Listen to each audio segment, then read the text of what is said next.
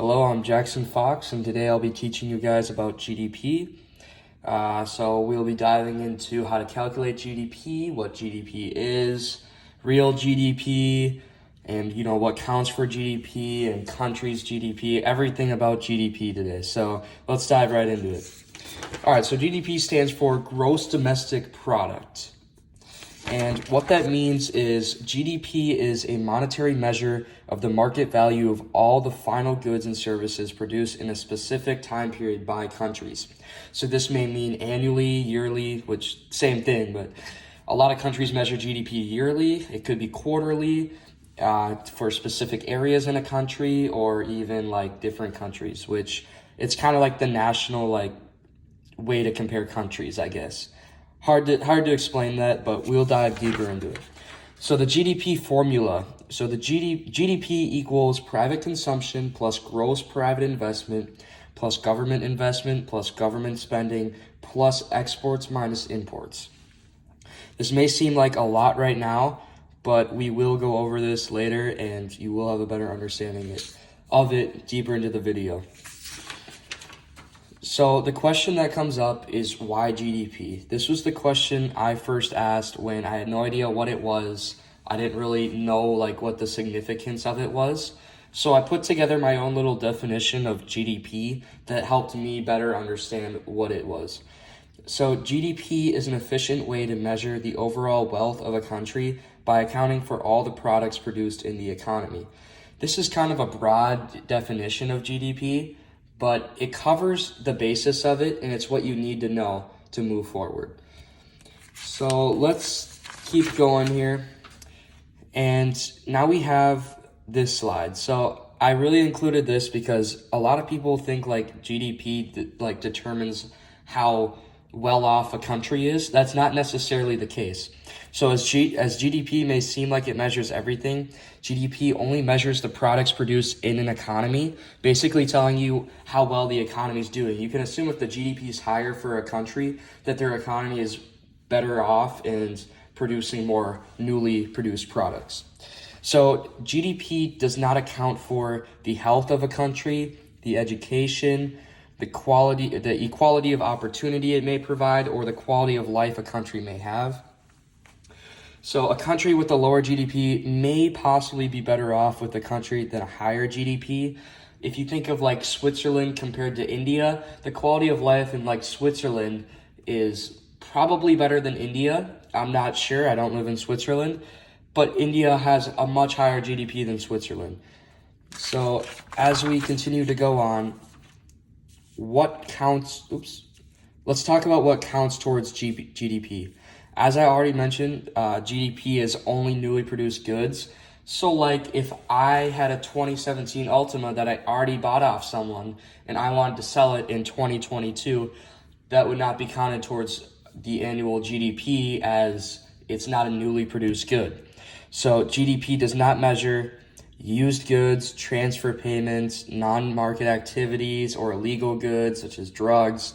Obviously not illegal goods, but non-market activities could be side-to-side transactions. You don't go up to the government and say, hey, I sold my friend this for our GDP. Nope, that's just not how it works because it needs to be a market activity. All right, moving on, I made this GDP chart. So it's GDP in action 2017. These are the top 5 countries in 2017 in terms of GDP. The United States is on top and these are all trillions. So the United States had $19.5 trillion in GDP, followed by China with $12.37 trillion, and then Japan, Germany, and India.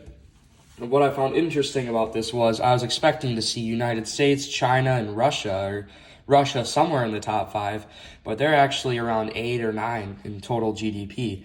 So it really shows you that, Russia, this big country, not having a higher GDP than Germany or Japan or India, really shows you that GDP is just a measure of products produced per year in the economy, not, population or any of that. But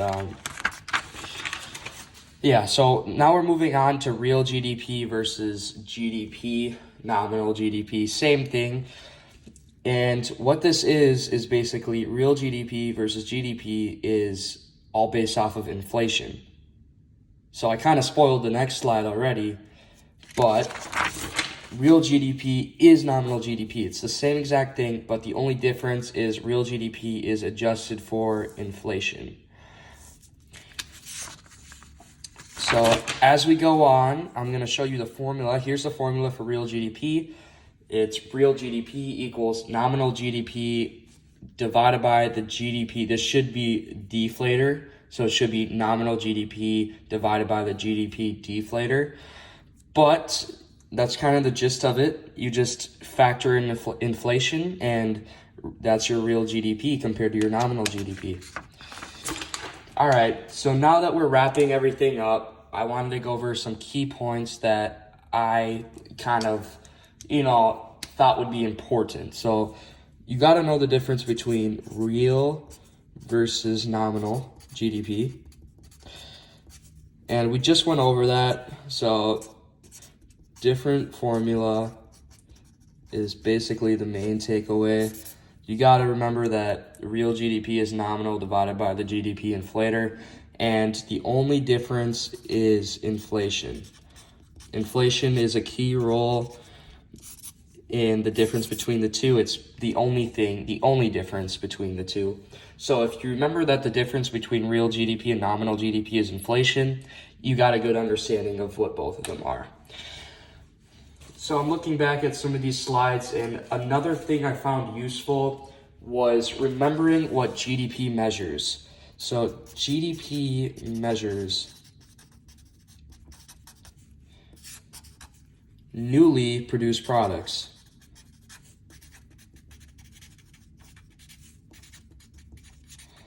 You can't have a Toyota Corolla from 2012 and sell it again in 2022 and expect the government to count that towards GDP. First off, it's a non-market transaction, which already rules it out. And on top of that, the Toyota has already been counted towards the previous GDP after it was sold by the Toyota dealership. So that's just like one example I like to use. I think using old cars is a kind of good summary of explaining GDP and what to use and what not to use. So that's what I like to use. It helps me a lot. But the last kind of thing I want to go over is this last slide here that I mentioned earlier in the video. And it's what GDP does not account for in a country. It's not everything a country it doesn't define a country, but it definitely defines the economy of the country and shows you kind of how well off the economy is.